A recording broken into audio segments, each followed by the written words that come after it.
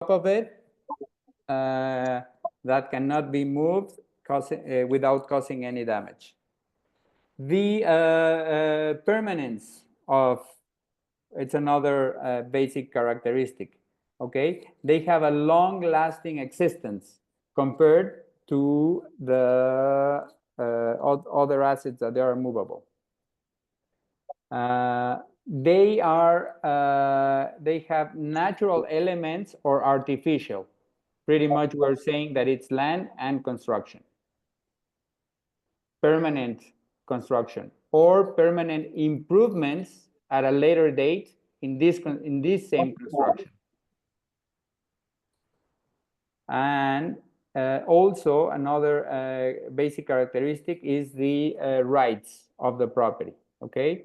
They may entail rights to own, use, lease, sell, or transfer the property, okay? Real estate has all of these rights of characteristics as a characteristic.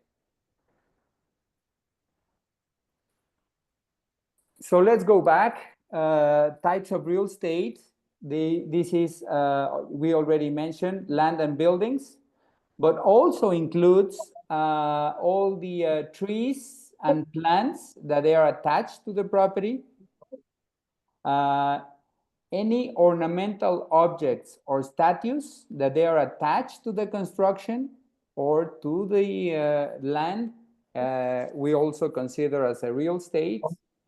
And this is very important. We, all the people here, we are much more focused into residential real estate, but for agricultural or industrial, all the machines and the equipment inside a warehouse that they are out of this type and nature involved with this real estate warehouse or building, it's considered as real estate. So appraisers will include that into the opinion of value of a real estate.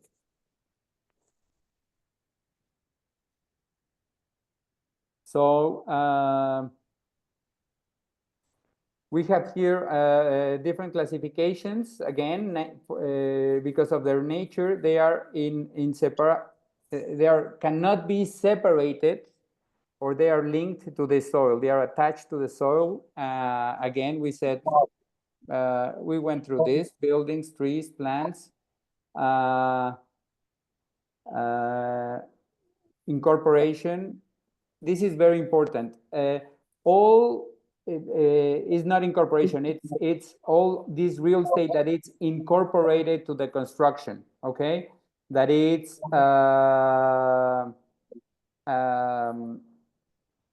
personal property that has been permanently attached to the building, such as doors, windows, heating systems, solar systems, etc.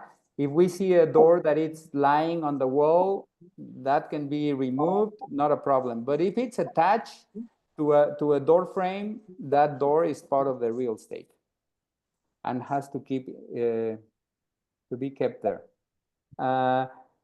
Also, we already talked about destination. Destination is what's the usage of the real estate. That can be considered part of the property, such, we already says, agricultural machinery on a farm, etc. On what we do every day, residential, if it's for a residential or a commercial use, that we also do commercial use, there's the destination of that real estate as commercial and has machinery and all of that incorporated to the property, we'll consider as part of the real estate that we cannot detach.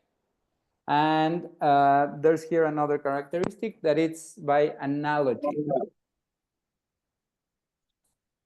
Although they are not physically attached to the land, they are considered real estate because of their relationship to other, to the same real estate, such as hereditary rights, over a property, or concessions to a property that they are attached to a property, that's also considered as real estate, and it's transferable with the building and the land.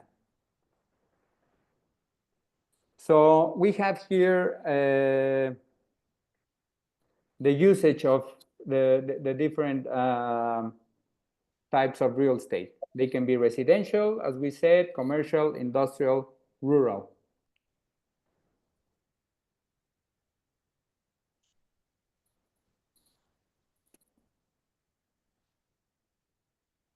Okay, here's another way to classify the real estate according to its needs, satisfaction needs. Okay, it can be accommodation for tourists, same as recreation or fun.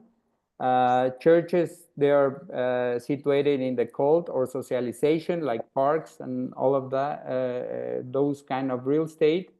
Um, According to their economic activity, that can be productive. We already says can be land, can be offices, can be malls or shopping malls, etc. And according to aesthetics or vanity. Okay. So let's go to tourists on the tourist industry real estate. These are hotels, resorts, theme parks that are they're also recreational and entertainment spaces for entertainment and recreational areas. We don't have much of that around here. I mean, not even big hotels. Here are some factors that influence the land use, okay? The urban planning and regulations, the market offer and demand, the location, the conditions of the ground. We have a lot of that here, okay? We have mountain, we have flat, we have lake, and so that it's a big factor that influence our real estate. Okay, we talked a little bit about that, the legal regime, that mainly this private property is what we are focused into. Public ownership, really we don't have any much to do with that, but we need to know that exists. For example, government offices and all that public real estate.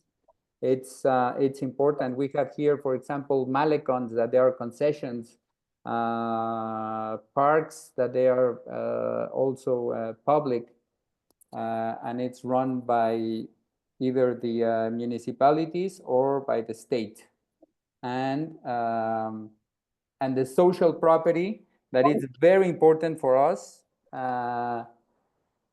because we are not very involved in that. Social property means ejido land or Indian community land.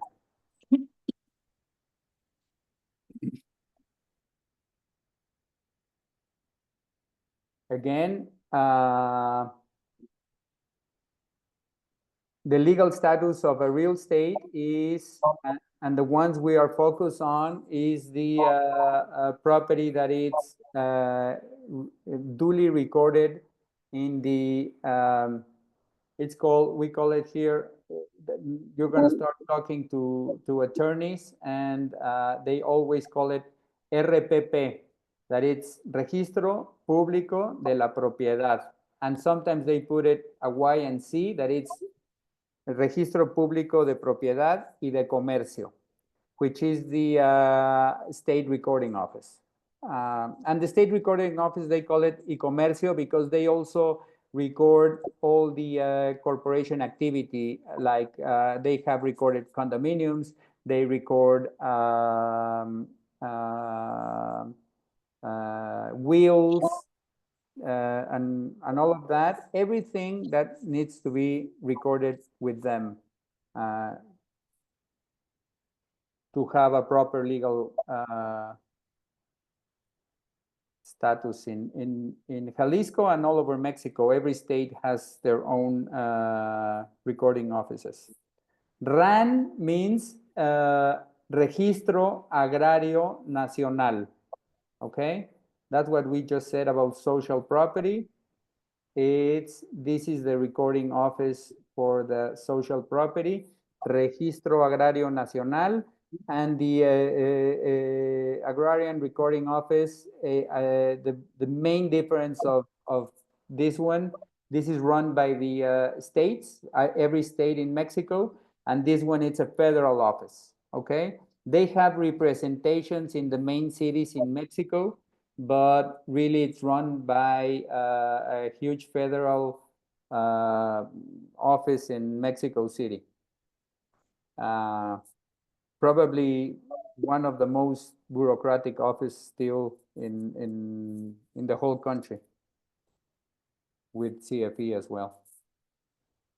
And the unregistered or unrecorded properties. Okay, the unrecorded properties, they are properties that they are not having, they are not clear on their legal status, because pretty much even the public ownership or the government offices, in theory, most of them or all of them, they are here. They have to be here, except for the federal offices. They are not recorded by the state registro público. Any questions up to here, guys? Especially with all of this public registro público and all of this. I have not much to say about Rome, but for our days and our time, let me know if there's you want me to go deeper on something. Okay, the real estate market, interesting. What are the key functions in the real estate agent performance? Okay, pretty much brokerage, property management as well. Where are our performance opportunities? And as a well, property management, it's on single properties, condominiums, and all of these. And I don't know, here we have brokerage and broker again. I mean, I'm glad when we were teaching this in the Spanish class.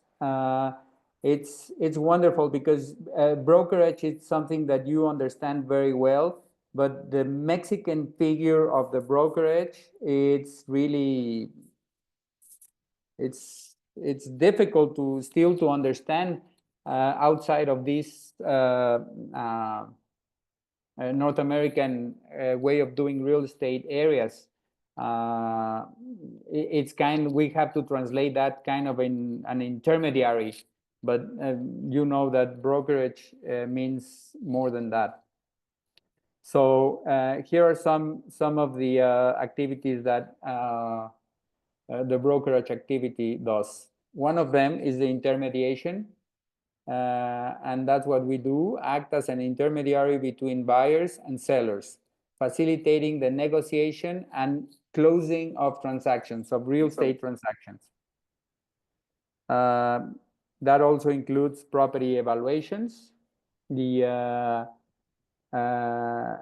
conduct of market studies to determine the fair value of properties, and also going through all the paperwork, that is the documentation and contracts, to prepare and manage all necessary documentation for transactions to be healthy, ensuring that all legal regulations are met.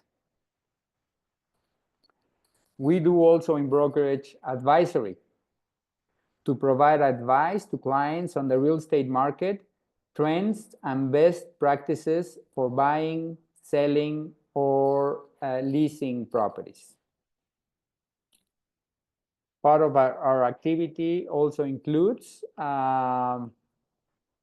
promotion and marketing, that it's to disseminate and promote the properties through various channels, including online and offline advertising. Okay, so all of those, promotion, marketing, advisory, contracts and paperwork, a property evaluation, and the initial intermediation between buyers and sellers, it's part of the things that we do in our brokerage. Okay, now the administration. So the administration involved the tenant relations, address the needs and complaints of tenants, and resolve problems that may arise, that there always are.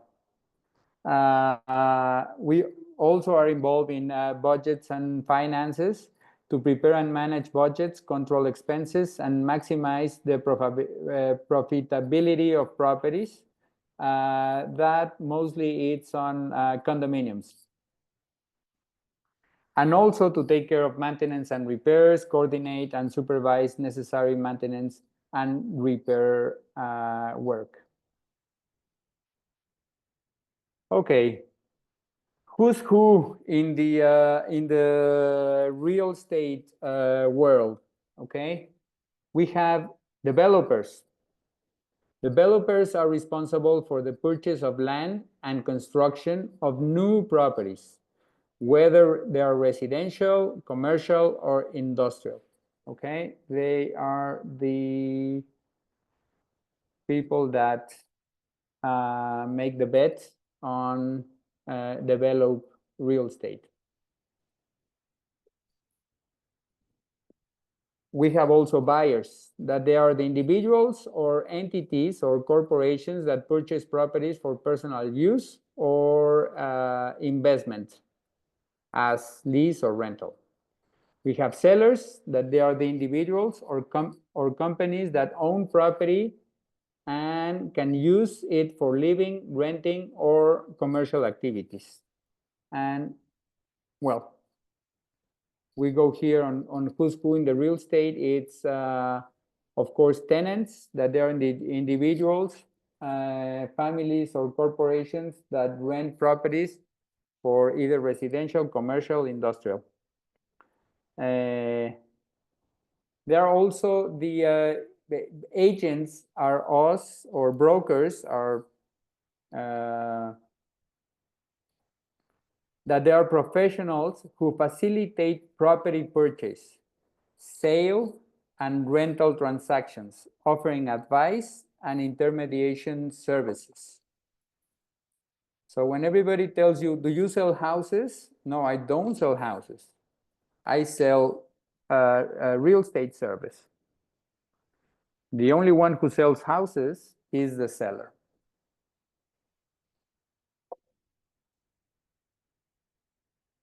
We have to deal as well with investors, okay? Investors, individuals or entities that invest in properties with the aim of earning returns through appreciations in value or rental income.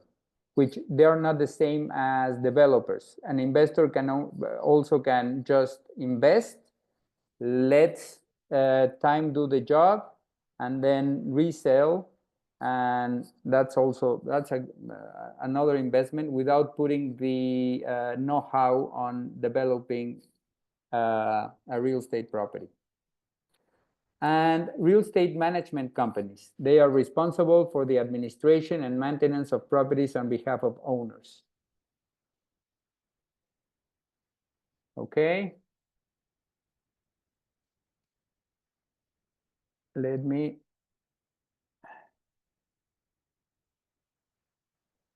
what do we have here?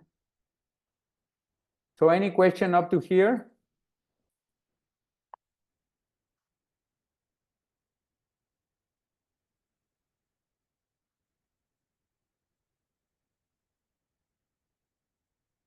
Let me see your faces.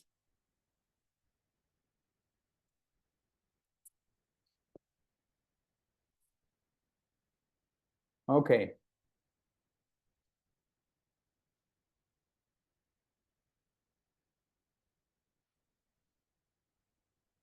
Let me share.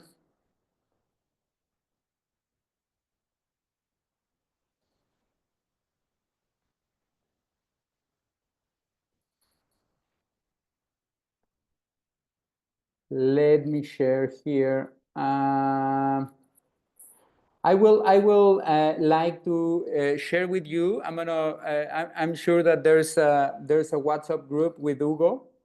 So all what we have discussed so far, I'm gonna send these classifications in order of what we all just saw, without the Roman history.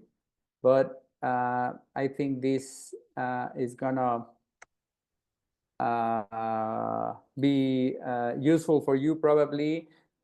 Useful in the sense of you're gonna have to complete a test afterwards, and that's just proof of that you were here. So I'm gonna share these with you, or Hugo will share these with you at a later time, probably tomorrow, that we as we finish, so you have a backup for completing the test. Is that correct, Hugo?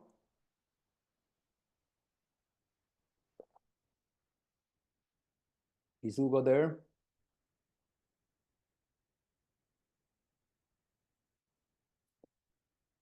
Unlock. You are mute, Hugo.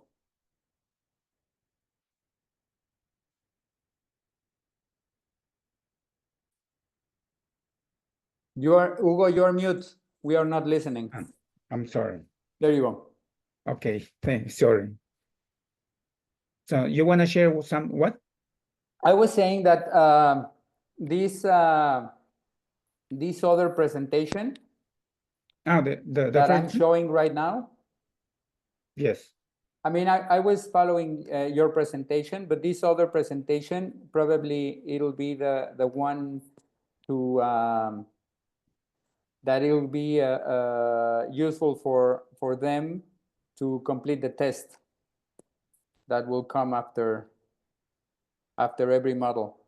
Did you finish the whole presentation here? I finished that one now. When we go to the ethics matters, remember? I have it already. Let me.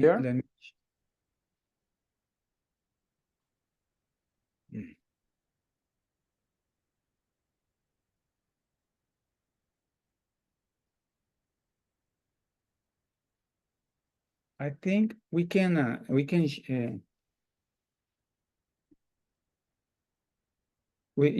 can you stop in page number?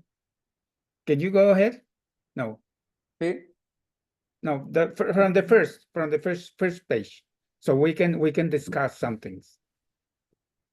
Okay.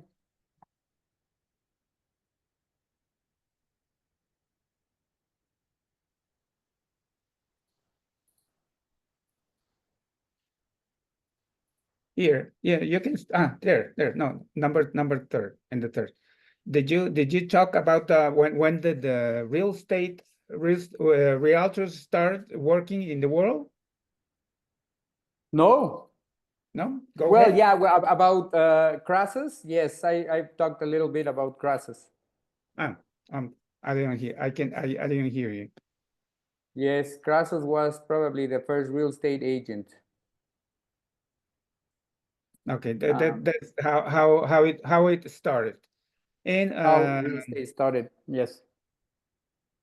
there's something you missed to talk about. Can you go ahead? Uh-huh. Sure. And the next one, next page.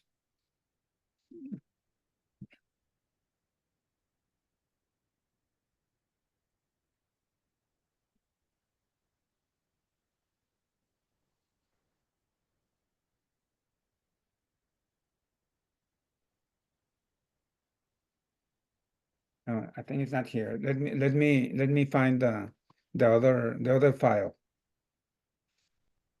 No, it's not here.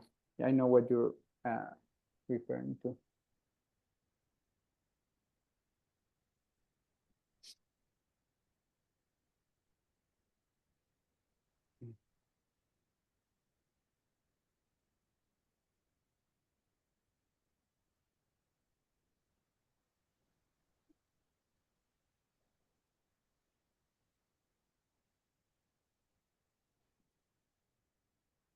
I'm gonna share something, Derek. Okay, I'm gonna uh,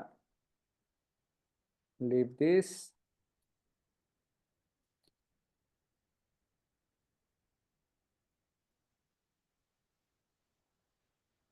Why don't you start talking about the codes?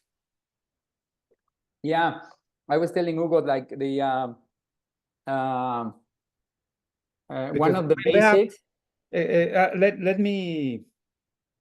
Start. let me say something. Uh, do you have a way to work in I mean the for example the American way of work is it's a bit different as as Mexican work. But and do you have to you probably you don't have to look much a lot about the rest of the realtors as you have to, as you need to check with Mexican realtors because there's and it embarrassing me. We don't the code of ethics in Mexico is not strong. It's not as strong as it needs to be. You know what I mean? Yes, I agree. Well, okay, Derek. Why don't we start talking all the code ethics so we can go ahead with the presentation. Yes, this is a very important subject in the basics of real estate. And here in AMPI, we have a code of ethics. Here's an overview of it. And pretty much talks about the relationships of the real estate agent with all the environment that it's involved with, that it's colleagues, that's clients, that it's regulations and government issues, all the way to institutions and everything that it's around us for doing our activity of real estate. So it's the gloss here in the code of ethics, in of course in articles. So please, if you have any comment about it or anything like that, I would like to know your opinion. But it's very important for all of us to be familiar with this code of ethics, and it's the one that AMPI actually uses. Okay, Article 1. The provisions of this code of ethics will be followed by all associates and affiliates of the Asociación Mexicana de Profesionales Inmobiliarios and should be made known to the public. Article 2. Every member of the association shall consider himself as a real estate professional who acts as an agent of change and contributes through his or her work to the development of the real estate industry and profession in Mexico. The integrity and conduct of the real estate professional in all his actions shall be the guideline for the professionalism and good impression. Sorry about that. ¿Me moviste, Hugo? Espérame. No? The integrity and conduct of the real estate professional in all his actions should be guideline for the professionalism and good impression that he or she will make when dealing with clients, authorities, and other real estate professionals. The Article 3, this code of ethics will regulate the behavior and commitment of all real estate professionals to item 1, professionalism in all their activities, 2, professionalism to the public in general, 2, professionalism to all clients, and with other real estate professionals.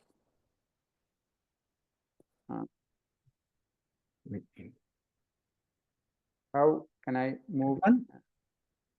Oh, here. Next one? Yes, you need to move it. Thank you. So here is very important, and thank you all for being here, because Article 4 says education and training.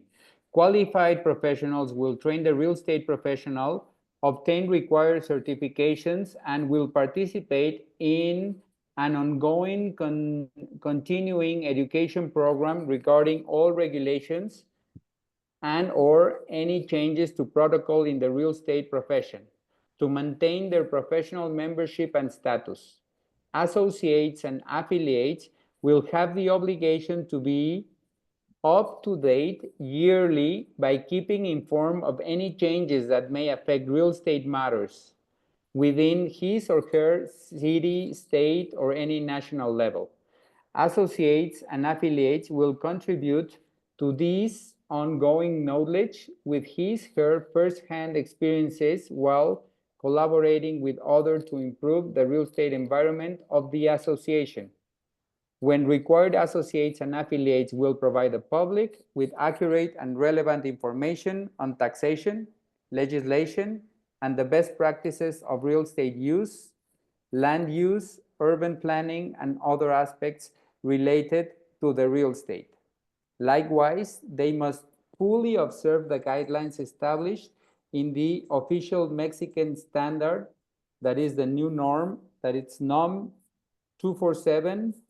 SE means the Secretaría de Economía, dated on 2021, published in the official Gazette of the Federation on March 22nd of 2022, as well by the content of the legal provisions of the current federal consumer protection law and its regulations. This is, guys, important for you to know that we are here because of that norm. That's the one that brought us here, and those are the ones who are now regulating us through the Secretaría de Economía and through the Profeco. Yeah, this is this one, the NOM 247 SE to 2021 is the regulation of Profeco. So it's important for us to kind of know the little numbers in there, because that's how everybody refers to the real estate regulations in the country. So if we have these people, I mean, as realtors, we're exposed out there. So we don't know where we're working with or working for or working to. So if they want to give us a push for some reason, it's good for us to know what's the name of the regulatory norm in the country. Next. Okay. So, some persons ask me about to use the registered the contract the contract registered at Profeco. So some persons ask me, I don't want to use that that type of contract because it's too long, or the person it's afraid about that contract. It's too heavy. But let me tell you that that contract, the one that it has to be registered at Profeco, that is the law. The everybody when we sell properties for housing, it's the law says that we need to use that contract. That type of contract has to be registered at Profeco. They call it Hugo adhesion, the adhesion contract to Profeco. Adhesion, but nobody knows that word adhesion. So I that's why I say register it. It needs to be recorded with them, and they need to authorize that. And yeah, that's the law today. Can I ask a question, please? Absolutely. Okay, we did the standard NOM 247 course. We were accredited.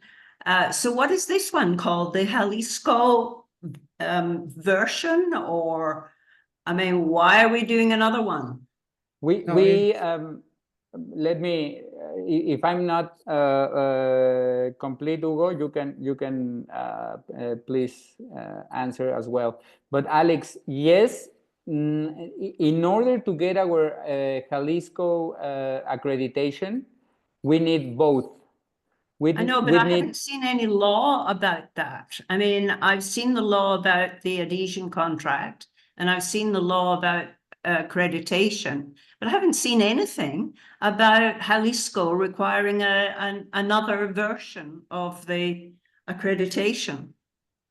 Yes, I already went through the process, Alex, and they asked for this diploma of the one you're studying today, all of you, and they asked for the connoisseur diploma, that it's the one that goes with the NOM 247, and they required both diplomas, and they're asking for both. They're asking for both, and they're gonna ask also for the adhesion contract, at least for the one that you are using for you as an agent, not only your broker, that you are associated to a broker, and the broker has that adhesion contract for listings, okay, for exclusive listings. Yeah, in the adhesion contract, we don't sign it anymore. So are you saying there is another version of that adhesion contract? No. The adhesion, whatever adhesion contract that your broker is using, or the office you are working for is using, you have to submit as an agent that contract, stating that that's the contract that you use, and they're going to ask you for your connoisseur number, accreditation number. And when we get it, that's only part of all the documents that they are requesting to give you your, it's not a license again, your accreditation, your accreditation degree to perform real estate in Jalisco. All right. Now my license is 35 years old and Australian. Well, the Australian one, but you should have now a connoisseur number. They will ask for that in all. And where do we get that? I will show you. Okay, thank you. Because I don't know if I have one. No, after the break, I'm gonna show you what the law says, and where you need to go to take the. Okay. Because this is only the course. I mean, this is the class. Then I understand, but I just when we're talking about code of ethics, and we're talking about NOM 247. I'm just looking for a clarification of why Jalisco can then add on another course. That's really where I'm coming from. Yeah, no, totally understand, and I mean, believe me, it was difficult to understand that myself through the process. But I'll tell you, when you complete this and complete the other requirements that Hugo is going to explain, Right. the process is going into the SEDECO page. SEDECO means the Yeah. Secretaría de Economía of Yeah. Jalisco, and they're asking us to upload all of these diplomas plus contracts plus RFCs and personal information of every agent, not as an office, as an agent, Right. Yeah. just to complete the accreditation. Okay, good. Right. Okay, Can I thank you. intervene here? Derek, can you hear me? Yes, Troy. Yeah, this is simply continuing education required by SEDECO. That's why Correct. there's no test at the end. There are quizzes so that we can understand it. But SEDECO is requiring updated and continuing education go along with NOM 247 at a state level. And that's what this is about. That's Hi. correct, Troy. Hi, How are you? I'm okay. Just got into a situation What's today. happening? Do you have a moment or? Hold on.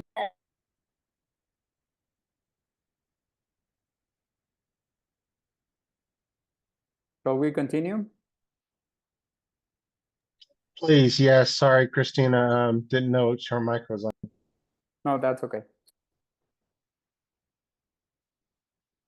Seguimos, Hugo? Yeah. Okay, here we are, Article 5.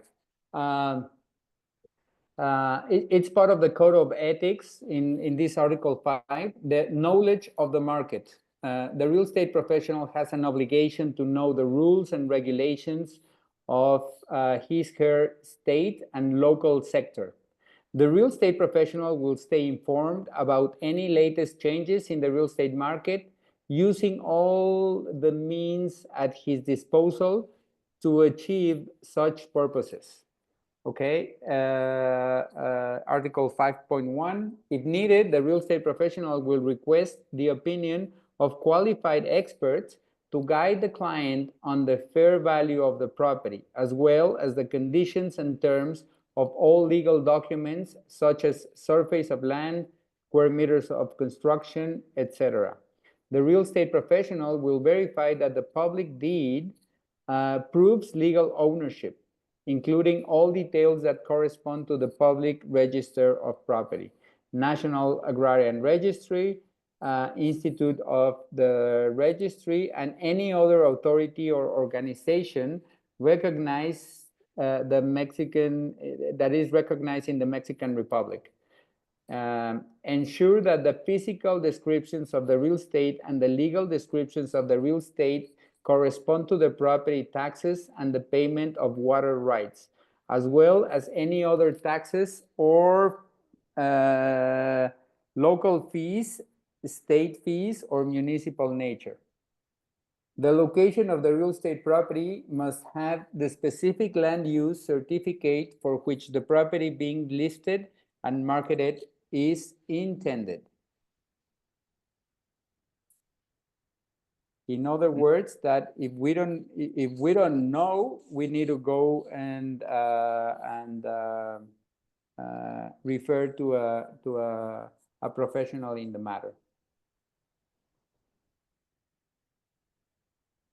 Article 6, Innovation and Technology. All real estate professionals will educate themselves and learn about the latest innovations in technology and technological tools available to conduct his or her professional real estate activities in the best and most effective way. Real estate professionals will avoid displaying any ignorance or lack of expertise that would prevent their clients or other real estate professionals from obtaining accurate professional advice, information, and recommendations in real estate matters. That's a very complicated one, at least for me now. But we have to go into that. Article 7. Obligations of the real estate professional. All real estate professionals shall comply with the following standards of conduct regarding their professional activities. Comply in timely manner with the legal and fiscal obligations that the governing authority requires of the real estate profession, that in a declarative but not limiting way can be the documented, described, and inscribed in registries or registers. Obtain all authorizations, certifications, and comply with any procedures and authority that the authority requires. Here is, let me comment this, because it happened to me with the accreditation of SEDECO.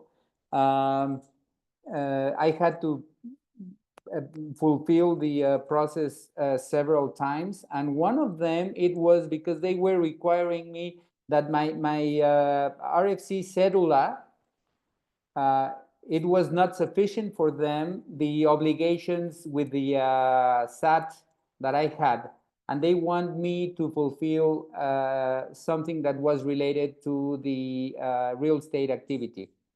So even those things you might have to look on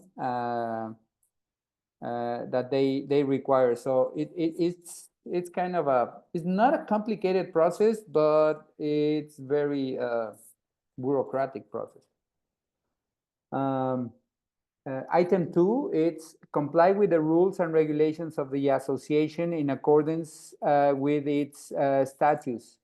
Number 3, act with expertise to contribute to the protection of people, clients against fraud, abuse, monopolistic practices, or any action or deliberate omission that may affect the clients and their assets. Refrain from engaging in or committing any act that attacks the dignity and integrity of the real estate profession. Refrain from conducting real estate operations in which, for any reason, the assets or interest of clients, third parties, or other real estate professionals are harmed or put at risk. Actively participate in the required training and academic development programs provided by the association. In this case, the association, it's AMPI.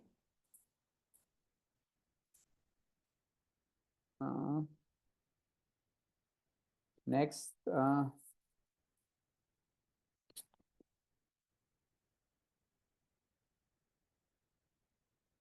Gracias.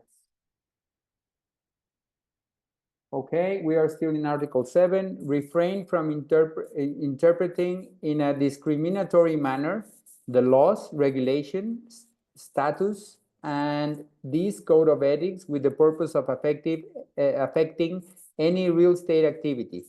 Ensure that the same ethical conduct prevails among other real estate professionals you are working with. To have a system to report information and complaints available to the general public, clients, and other real estate professionals, including being able to make telephone, email, or written complaints. Item 8, observe and always comply with the provisions of the law for the provisions of real estate services. Ley de Prestación de Servicios Inmobiliarios.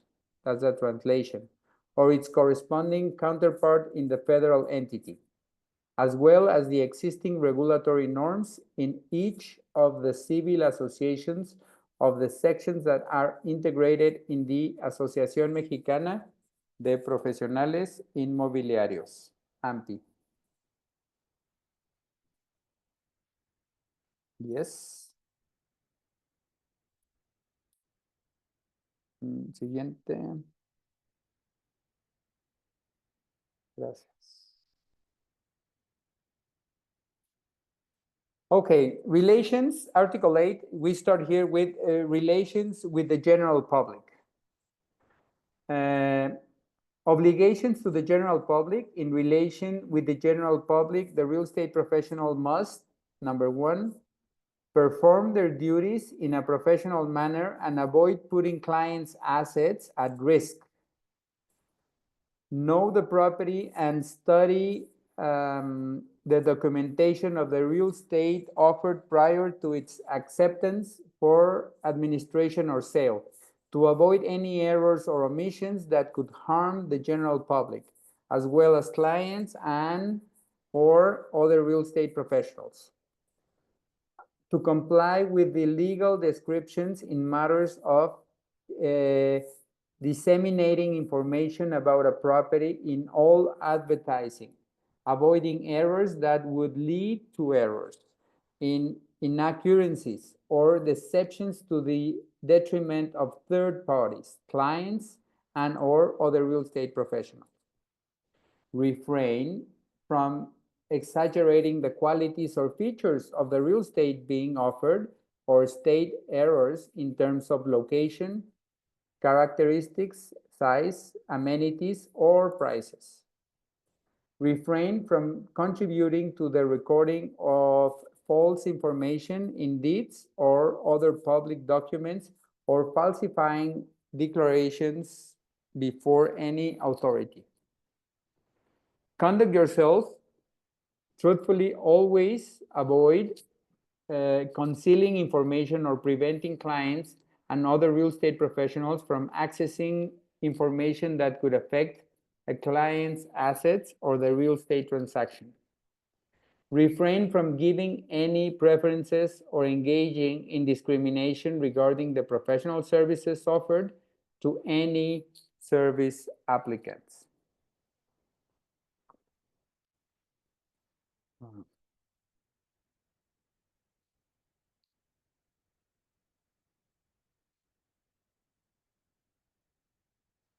Do what is necessary to protect the information you receive from the general public, clients, or other real estate professionals, as well as preserve any and all documents whose attention, privacy, administration, or custody are under your protection in accordance with the applicable regulations and provisions. Refrain from obtaining, making public, or appropriating by any means personal information, photographs, statistics, source codes, or any other data with the purpose of obtaining a benefit without the prior express written authorization of the third party, client, or other real estate professional. This is regardless of whether said information is publicly available in files, records, internet sites, or in general, any system where said information can be obtained. Wow. Yeah. I know all of you know something. Any? Okay, I think I jumped one, Hugo. Can we go back to the previous, please?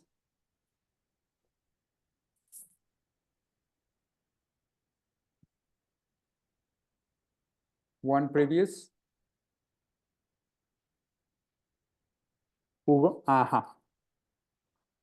Okay, for the protection of all parties involved in a real estate operation, as well as other real estate professionals who may participate, the real estate professionals shall ensure that all information, agreements, promises, and contracts related to each transaction are recorded in writing.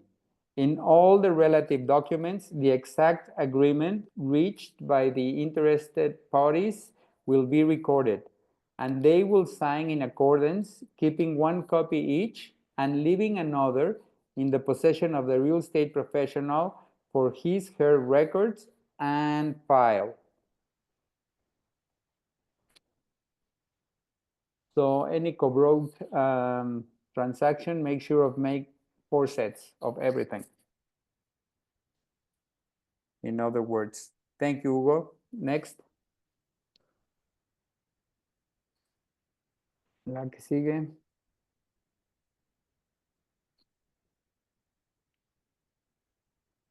Once.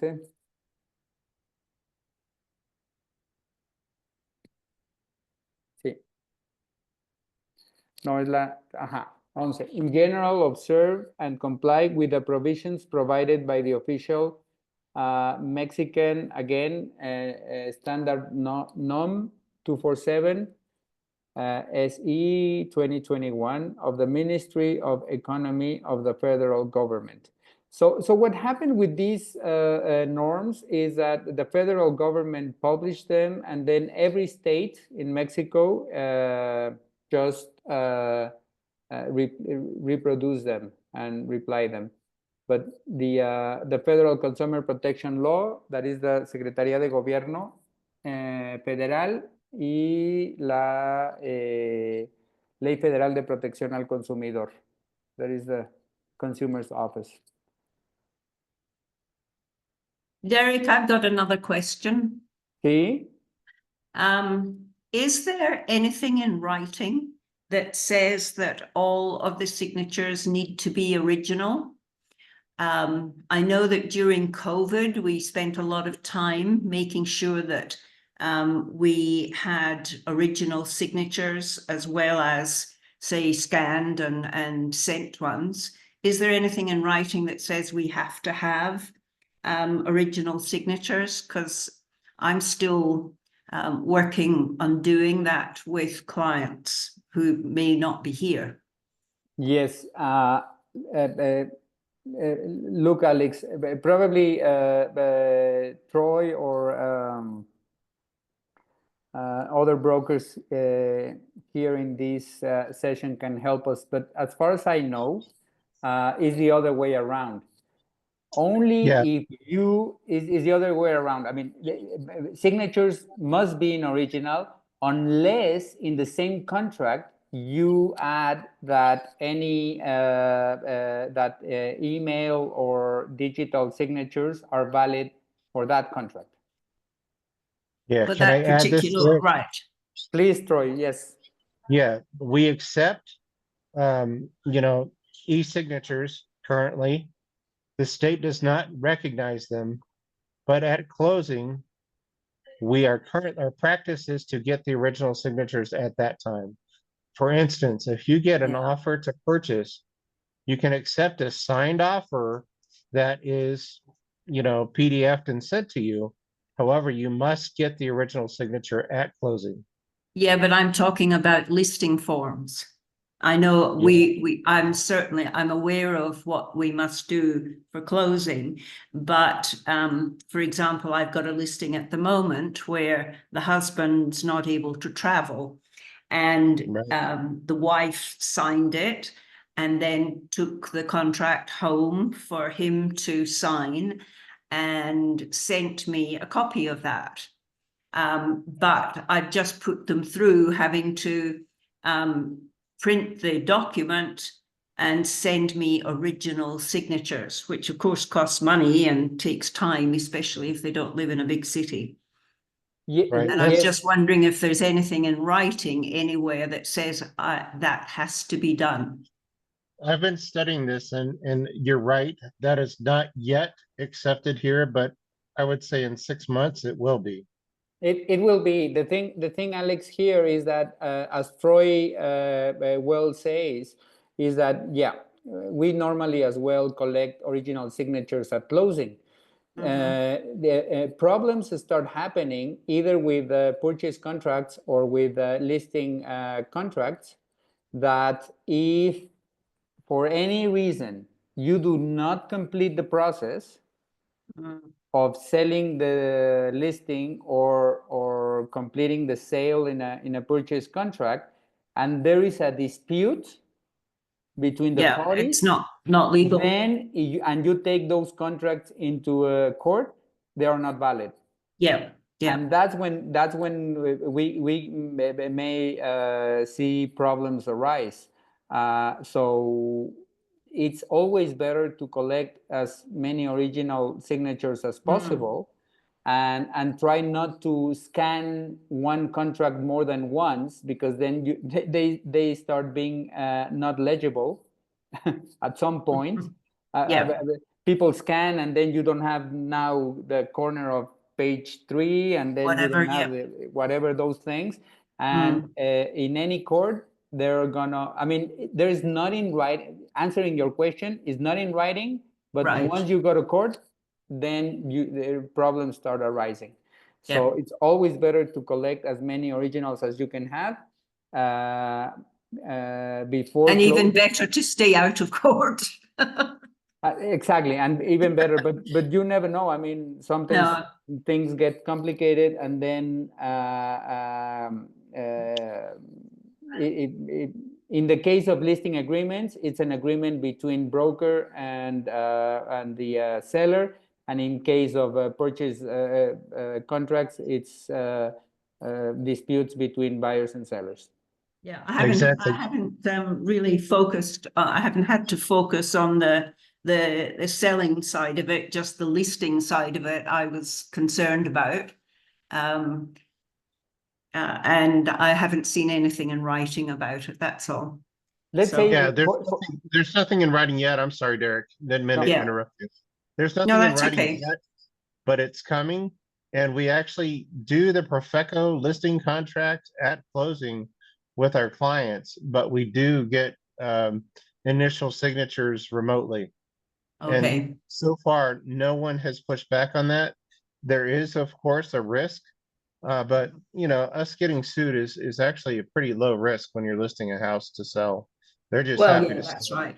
No, but I just happen to have one of the sellers is in and out of hospital, and you know, catching a real an original signature is a pretty hard thing to do. No, I mean, I've put them through having to do it, but you know, I just wondered if there was anything that in writing that said I had to do that, or if I'm just being a bit too picky. That's all. No, I think it's good to be picky, and you know, I'm certainly not involved in any of this training, but what we do in that case is get an apostilled POA for that sick client. Oh yeah. Yeah, and then that's your answer right there. Yeah. So so give that a shot, and you know, Alex, we're happy to help if we can, but that's how we're doing it. Okay, great. Thank you. Thanks for the answer. And Alex, I will add to that in the case of a listing agreement, and if you're able to collect only one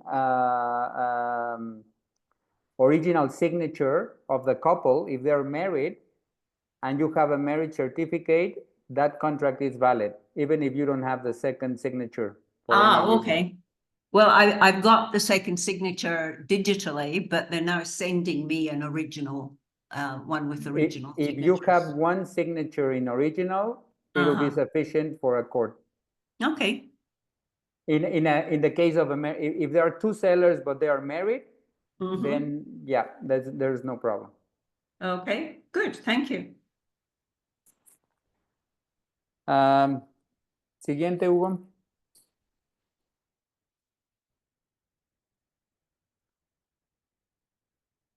Okay, Article 9, relationships of the real estate professional with clients. The real estate professional has an ethic obligation to his or her clients for which he or she must, item 1, commit to promoting and protecting the interest of the client, and an obligation of loyalty to those who have entrusted him or her with their business. To obtain in written authorization from the owner of his legal representative regarding the buying or selling of the real estate. Article 3, review the legal and technical documentation of the property and the credentials of the owners to make sure that the information is accurate and in accordance with Mexican law.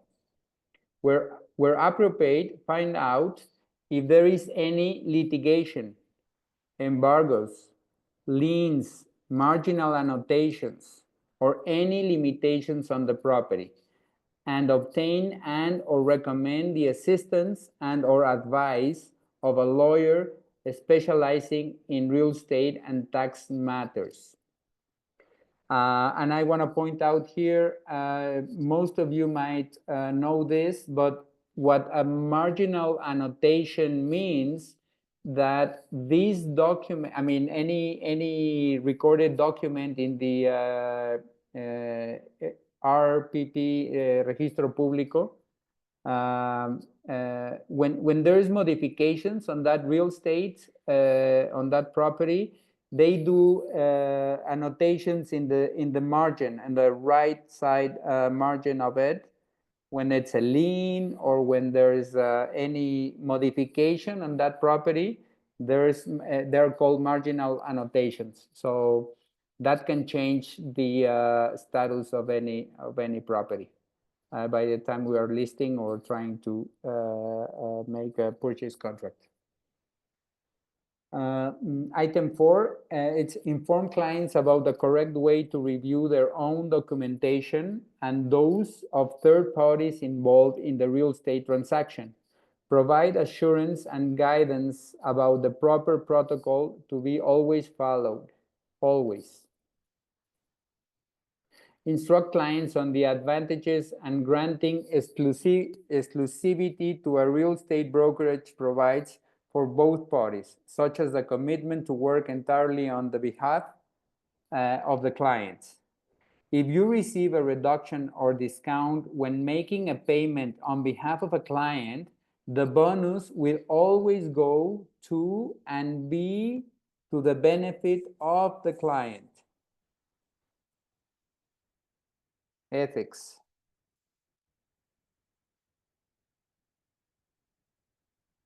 Item 7, be extremely zealous in guarding professional secrecy. Do not express opinions or give information about the circumstances or situation of your clients or about what your client has entrusted to you to do for him or her. Honor and always abide by professional secrecy with all clients, and do not give out this information to anyone for any reason. Ensure that the offers made on the properties clients have for sale, lease, or administration are always in writing. In all cases, the real estate professional will have the obligation to present to the owner the offers that he or she receives in writing, signed by the professional and signed by the interested parties. The real estate professional will explain the scope, conditions, and implications of the proposal, explaining objectively about the possible benefits, damages, or the possibility of achieving an agreement different from the one offered, to put the clients in a position to decide objectively on the professional information presented.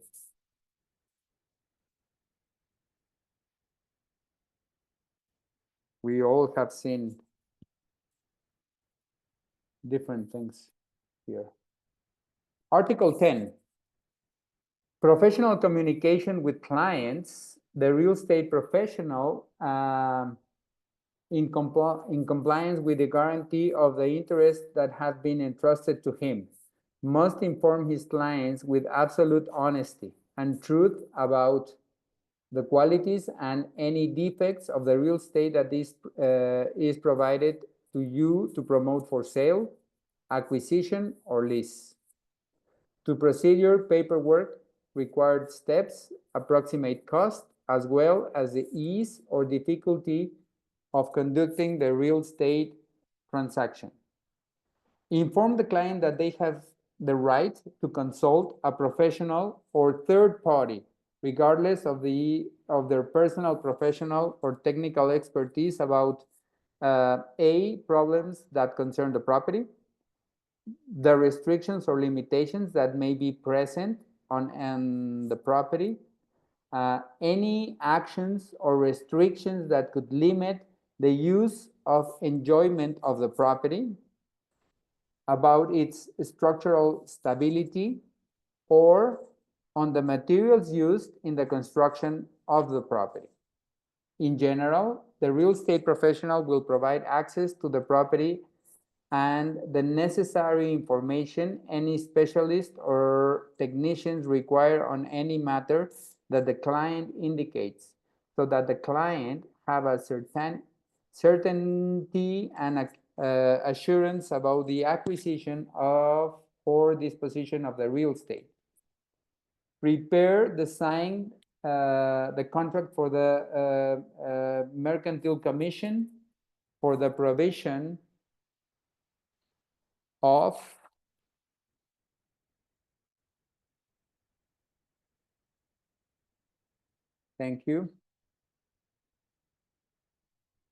of professional services with the client regarding the promotion, sale, or commercialization of the corresponding real estate.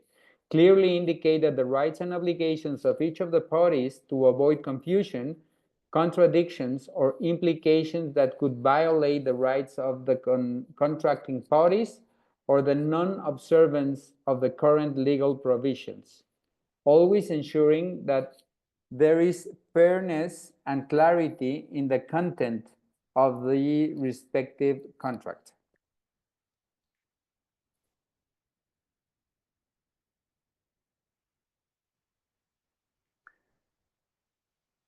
Article 11, real estate professional fees. Nice. The fees charged by the real estate professional must be fair compensation for their work and knowledge for all actions leading to a sale, taking as reference the area that the property is located in. Conventional agreements between the contracting parties will be in writing and prevail so that there is no room for any doubt. These fees may be calculated based on a percentage of the amount of the sales price, and in the case of a sale or lease, on the gross or net income as a fixed amount. In no case may the real estate professional charge a surcharge, since this practice is considered unfair compensation and is in a detriment of the interest of the clients.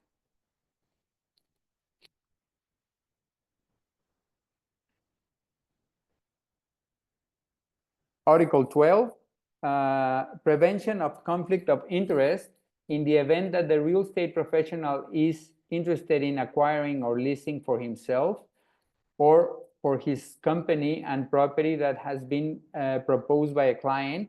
He must inform the client of his desire and suggest that an expert appraise the property in question.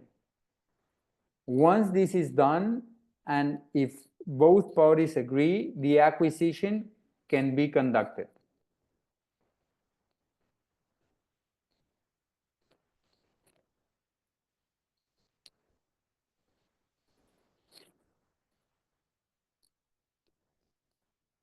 Article 13,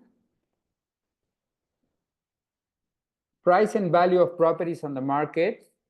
That's Article 13. When issuing an actual amount or an estimate on the price of a property, the real estate professional will conduct a careful analysis of all the factors that can affect the value.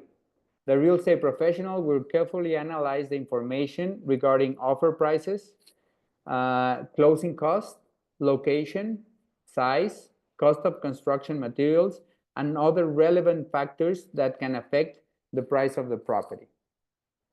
To know the true value of a property, the real estate professional will obtain the opinion of a qualified expert or professional regarding the matter of valuation, thereby avoiding inaccuracies or errors in terms of location value, land surface, and total construction values.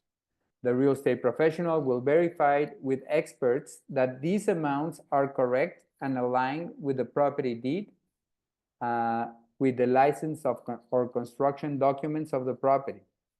If these do not exist, an opinion is issued regarding the property via qualified and authorized professional who will be responsible for the entity and will determine cost of construction materials and the finished edifice.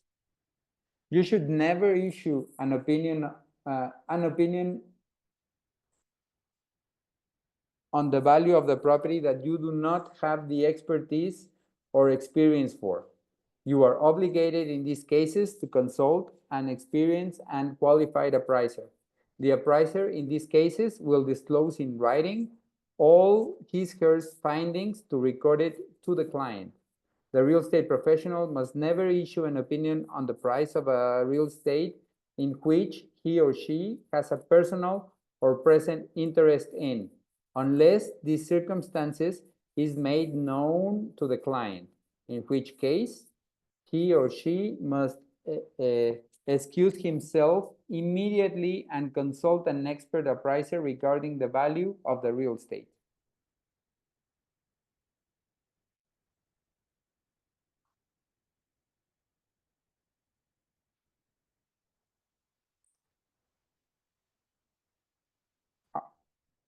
Article 14 talks about your relationship with other real estate professionals. In all your relationships with other real estate professionals, you will act with respect, loyalty, and responsibility. You will refrain from placing a sign, banner, or poster on the property if there is already one from another accredited real estate professional. Refrain from advertising properties that have been offered directly by the owner or another real estate professional. If an offer comes from another colleague, you must have the authorization granted in writing by the listing real estate professional to use any communication channel or means of advertising the property and comply with legal provisions regarding copyright, property, or information. You must abide by the terms of the provisions of the official Mexican standard, the norm 24/7 SE 2021, again issued by the Ministry of Economy of the federal government. Refrain from delivering your business cards or any other means of contact to clients who are working with other real estate professionals without their authorization. Refrain from withholding keys, means of access, or in any way impeding the display of another real estate professional's property, and in case of having the keys or means of access to the property, return them to the real estate professional who listed the property so that he can continue with the promotion and of the property through his or her agency. Identify yourself to colleagues as a real estate professional from the beginning of the call or first contact. Then request information about a property that you or your client is interested in.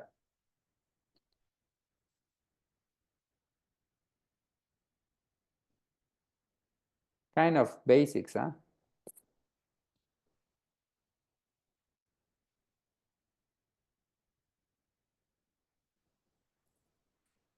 Item 6, deliver as soon as possible the fees that belong to the real estate professional with whom you share the real estate transaction in the terms agreed in writing for the joint venture. Avoid incurring ill will regarding a reduction or deduction of fees if there is previously no agreement on such conditions. Shared operation agreements between more than 2 real estate professionals must be proposed from the beginning of the professional relationship and be accepted by all the parties involved and be established in writing to avoid confusion and/or breach of obligation or agreements. Be punctual for appointments, honor verbal commitments, and/or sending information to other real estate professionals. Confirm all appointments, regardless of whether they are made in person or virtually. Promote customer registration. Registration to avoid repeatedly displaying or submitting information about properties. When a property is offered and the client receives information from another real estate professional, it is the duty of the real estate professional to always respect the other professional's protocol when requesting appointments, submitting proposals, or disseminating information. Always avoid addressing the owner directly unless you receive authorization in writing from the client's agent to do so. Respect all financials in place for all transactions that the other real estate professional has given to you.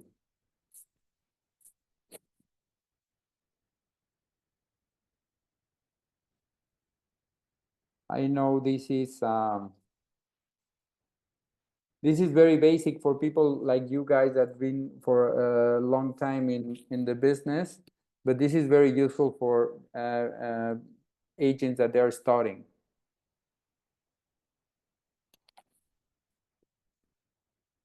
La que sigue. We are about to finish here. ¿Cuál sigue, Hugo?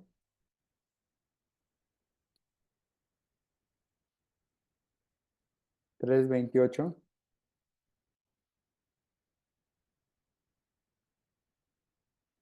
Hugo.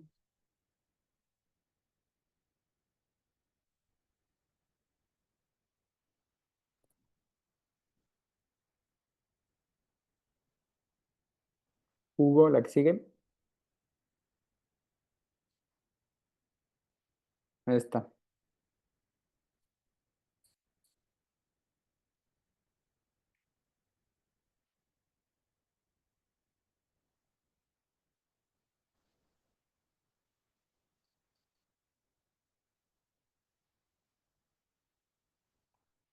Ya. Gracias. Refrain from using information from another real estate professional without the express authorization from him or her. And refrain from indicating that a property is already sold or rented until there is a signed lease or sales contract or a promissory note of sale has been made. And I think next. And the final, Article 15.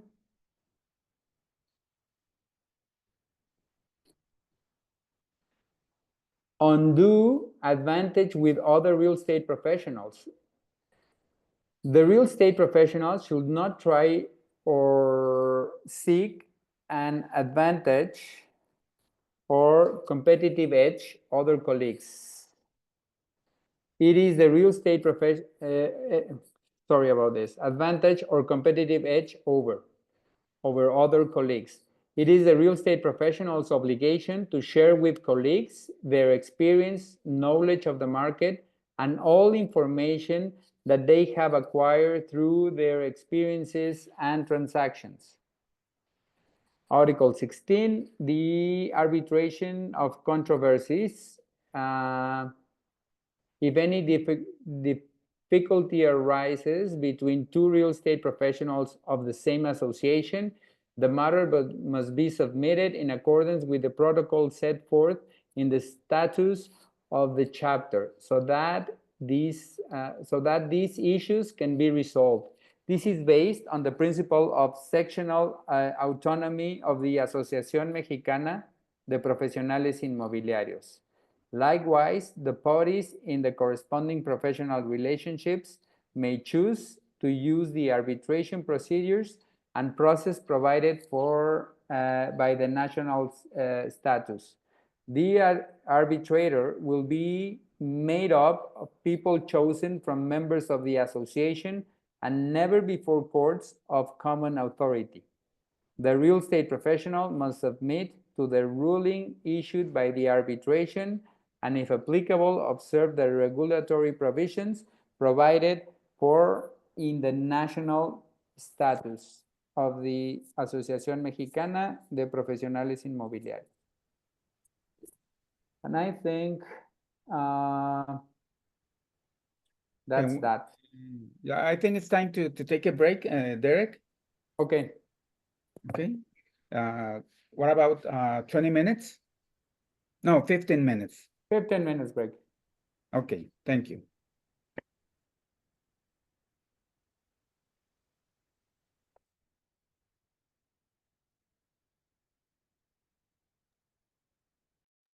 How long is the break for? Sorry? 15 minutes, Sandy. Okay, thank you. 15 minutes, Sandy. Okay, thank you. Thank you.